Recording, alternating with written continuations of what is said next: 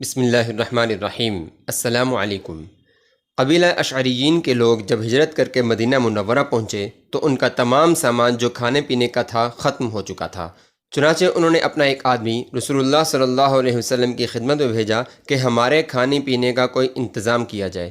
وہ آدمی جب رسول اللہ صلی اللہ علیہ وسلم کے گھر دروازے پر پہنچا تو رسول اللہ صلی اللہ علیہ وسلم کی آواز آ رہی تھی جو قرآن پاک کی یہ آیت تلاوت فرما رہے تھے، اور زمین پر چلنے والا کوئی جاندار ایسا نہیں جس کا رزق اللہ کے ذمہ کرم پر نہ ہو۔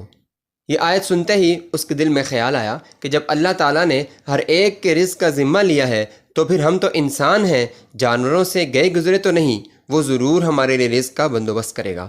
وہ وہیں سے واپس آ گیا اور رسول اللہ صلی اللہ علیہ وسلم کو کچھ نہ بتایا۔ ساتھیوں کے پاس پہنچا تو سب کو بآواز بلند کہا کہ ساتھیوں خوش ہو جاؤ، اللہ کی مدد آنے والی ہے۔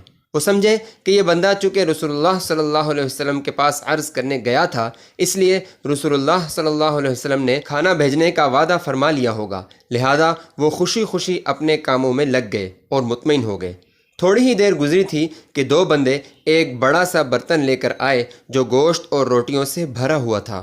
وہ دو بندے کھانا دے کر چلے گئے، سب نے پیٹ بھر کر خوب کھایا، لیکن ابھی بھی کافی مقدار میں کھانا بچ گیا۔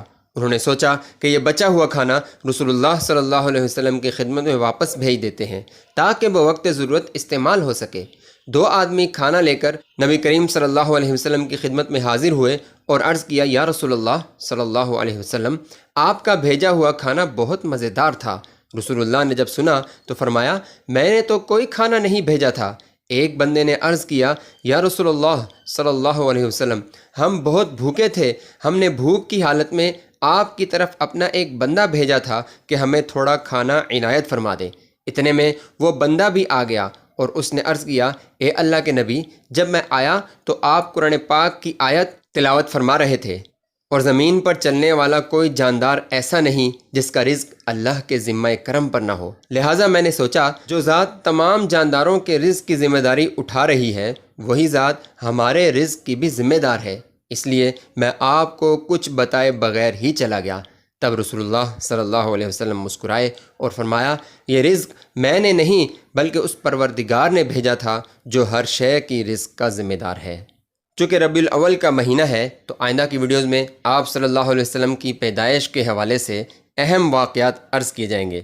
اگر آپ ان واقعات سے اپنے ایمان کو تازہ کرنا چاہتے ہیں تو ہمارے ساتھ رہیں اور چینل کو بھی سبسکرائب کر لیں۔